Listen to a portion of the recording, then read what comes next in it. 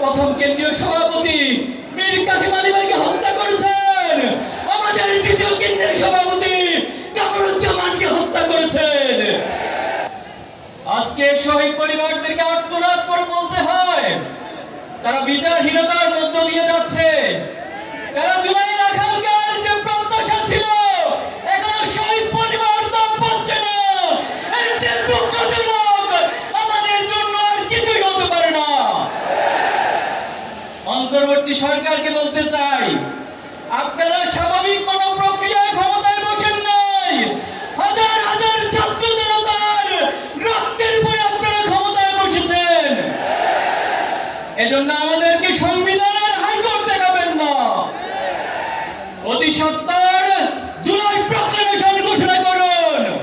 এই জুলাই মাসের মধ্যে শহীদ কাজীদের স্বীকৃতি দিয়ে জুলাই প্রক্লেমেশন ঘোষণা করতে হবে।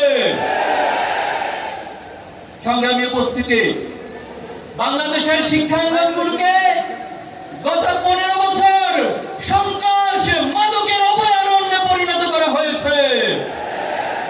আজকে যে নতুন বাংলাদেশের স্বপ্ন তৈরি হয়েছে, বাংলাদেশের ছাত্র সমাজ, যুব সমাজ, এই দেশবাসী নতুন করে স্বপ্ন দেখতে শুরু করেছে। কিন্তু দুঃখজনক হলেও সত্য, এতগুলো সংস্কার কমিশন গঠন হয়েছে, অথচ শিক্ষা জাতির মেরুদণ্ড, শিক্ষার মধ্যে যে একটি জাতি অগ্রসর হয়, সেই শিক্ষা সংস্কারের কোন কমিশন গঠন করা হয় নাই। ব্রিটিশদের রেখে যাওয়া দাসত্বমূলক শিক্ষা ব্যবস্থা, পাশ্চাত্যের চাপিয়ে দেওয়া মতাদর্শের শিক্ষা ব্যবস্থা, পার্শ্ববর্তী রাষ্ট্রের মূল্যবোধের চাপিয়ে দেওয়ার শিক্ষা ব্যবস্থা আমাদেরকে দিন দিন গাড়ি টানতে হচ্ছে। জুলাই পরবর্তী বাংলাদেশে আমরা আজকের এই সমাবেশ থেকে দাবি করছি, অতি সত্বর এই বাংলাদেশের স্বাধীনতা, সার্বভৌমত্ব, এই বাংলাদেশের ইসলামী মূল্যবোধ, আদর্শিক মূল্যবোধ, জাতিসত্তার ইতিহাসকে ধারণ করে নতুন একটি আদর্শিক শিক্ষা ব্যবস্থা গড়ে তুলতে হবে। ছাত্র জনতার প্রাণের দাবি শিক্ষাঙ্গনগুলোতে দ্রুত ছাত্র সংসদ নির্বাচন। কিন্তু আমরা দেখতে পাচ্ছি এই ছাত্র সংসদ নির্বাচন নিয়ে বিভিন্ন মহল টালবাহানা করছে, খুনের রাজনীতি ফিরিয়ে আনার চেষ্টা করছে। আমরা বলতে চাই, শিক্ষার্থীদের প্রাণের দাবি এই ছাত্র সংসদ নির্বাচন অতি সত্বর সকল ক্যাম্পাসে আয়োজন করতে হবে। সংগ্রামী উপস্থিতি, ইসলামী ছাত্র শিবির 1977 সাল থেকে আজ অবধি সৎ দক্ষ দেশপ্রেমিক নাগরিক তৈরির দুর্বার এই আন্দোলন, এই কাফেলা নিরলসভাবে কাজ করে যাচ্ছে।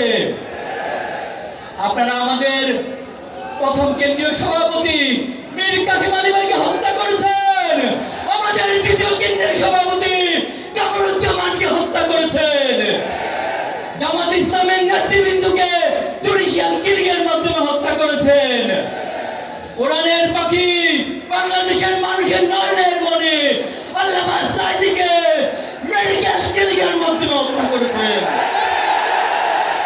কিন্তু আমাদের অগ্রযাত্রাকে কেউ থামিয়ে দিতে পারেনি।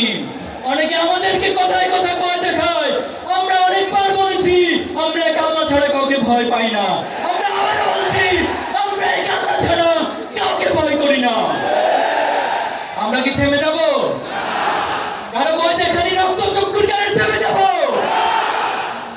আমরা কারো রক্ত রাগানি, চোখ রাগানিকে ভয় না করে আমরা আমাদের থেমে যাব না। এক আল্লাহ ছাড়া ছাত্র শিবিরে নেই দুর্বার আন্দোলনকে পৃথিবীর কোন শক্তি নেই থামিয়ে দিবে। সংগ্রামী উপস্থিতি, অনেক রক্ত, অনেক ত্যাগের মধ্যে আজকে এখানে দাঁড়িয়েছি। প্রয়োজনে আবার জীবন দিব, আবার রক্ত দিব, আবার জুলাই ফিরে আসবে। কিন্তু বাংলাদেশকে কোন প্যাসিবাদের হাতে আমরা তুলে দিব না ইনশাআল্লাহ। নাসরুম মিনাল্লাহি ওয়া ফাতহুন করিব ওয়া বাশশিরিল মুমিনিন।